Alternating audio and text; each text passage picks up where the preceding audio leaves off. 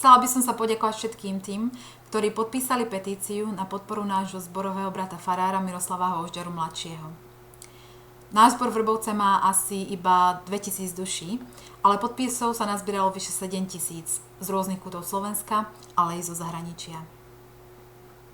Náš zborový dozorca predložil petíciu biskupovi 3. novembra, ale reakcia biskupského úradu bola taká, že, citujem, cirkev petíciu neuznáva.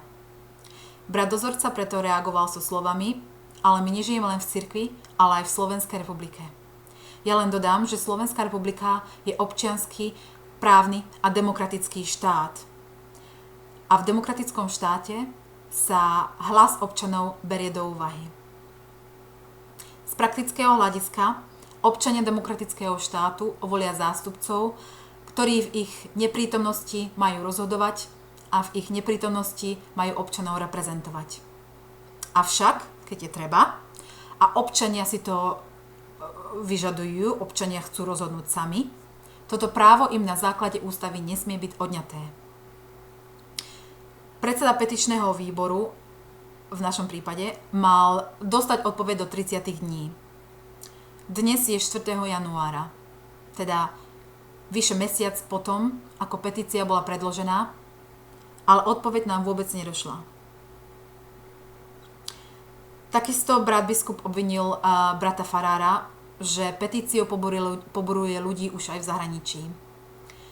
Čo sa týka zahraničia, to bola online petícia a ja som autorom tej online petície. A môžem vám povedať, že brat farár s tým nemá nič spoločné. On mi to nenavrhol, ja som si to vymyslela sama.